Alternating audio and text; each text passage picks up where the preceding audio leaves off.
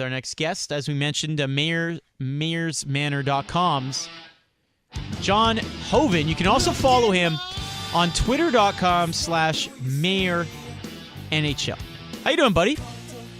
All right, I had to answer the phone, though. Did Tyler Johnson score a fourth or fifth goal during that, few seconds? Unbelievable. Is he up there right now for Conn Smythe if they get to the final? Ooh, that's a tough one.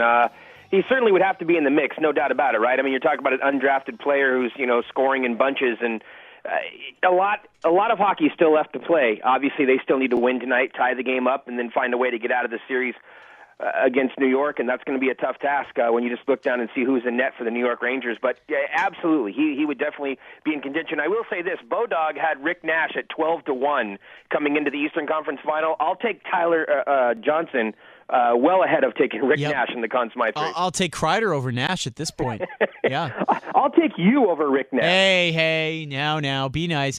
By the way, are you surprised that Dan Boyle is playing as well as he is so far in this game? He's got an assist. He had 3 shots through 1 period of play. I mean, after that elbow by Orpik in Game 7 against the Caps, I thought this guy was history.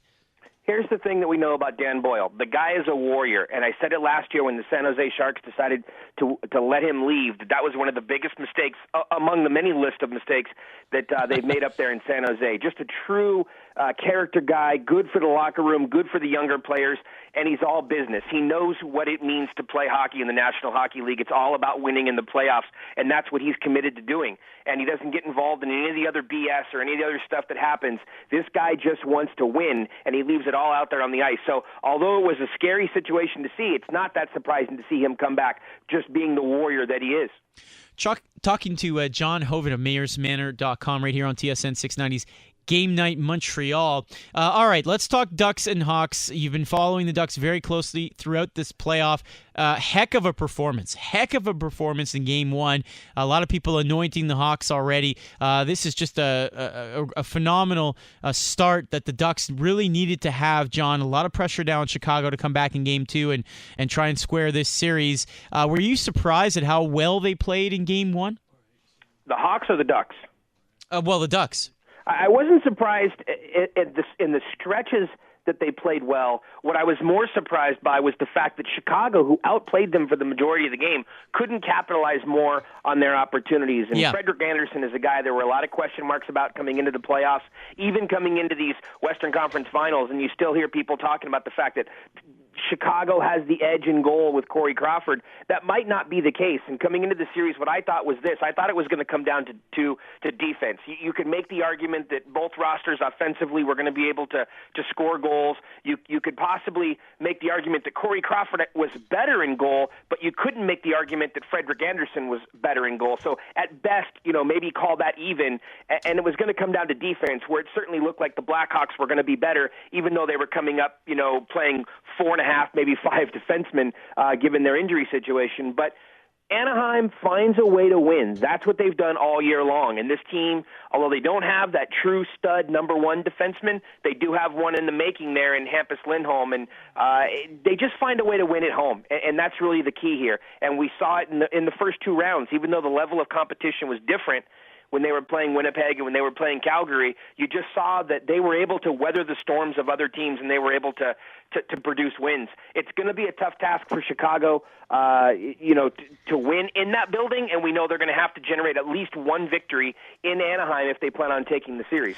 Talking to John Hoven of mayorsmanor.com right here on TSN 690's Game Night Montreal, monitoring Lightning versus Rangers. A scary image just happened at MSG. A Lightning player body-checked a Rangers player into one of the referees who looked like his leg buckled, and they're escorting him off the ice right now. So not a pretty moment right now. We sort of lose sight of the fact that the referees certainly are open to the elements and the risks involved in professional hockey as well. So hopefully that ref will be a little better off the ice here. But let's get back to this Ducks and Hawks series, which is just I'm so excited because of all the star power involved in this series. You talk about how the Hawks outplayed them, but you look at the hits in favor of Anaheim, the face-off wins in favor of Anaheim, the block shots.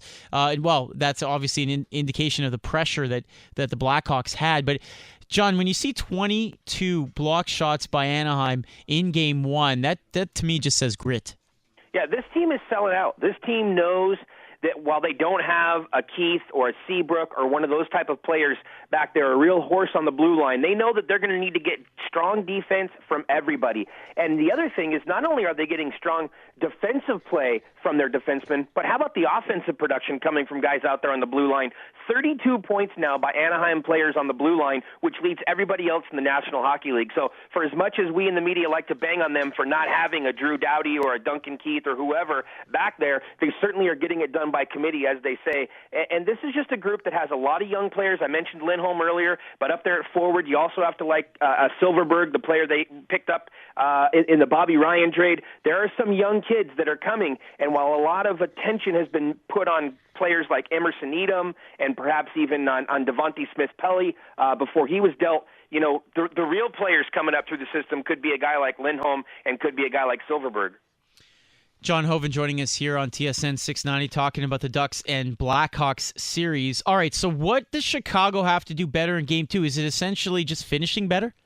You're absolutely right. It's such a tired cliche to say they just need to keep doing the same thing, but that is what they need to keep doing. They need to continue to put pressure on the Anaheim Ducks. They need to continue to put pressure on Frederik Andersen, force him to make those big saves, and they need to find ways to get shots through the lanes. You mentioned the numbers there about the block shots. They just need to keep doing what they were doing.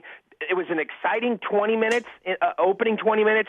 The middle frame was kind of equally exciting. The third period wasn't nearly as exciting. And really what I think that boiled down to was just it took some of the wind out of the sail of the Blackhawks for them not to be able to convert on the power play. And that kind of ended up telling the tale of the game, if you will. So, you know, that'll be behind them. I did find it interesting that the Blackhawks had not practiced really after their victories in the playoffs here, and this was giving them an opportunity to practice going into Game 2. So, you know, I will say this. There wasn't a lot of rust. People talked about that whole rust versus rest factor heading into the series because both teams had a lot of time off.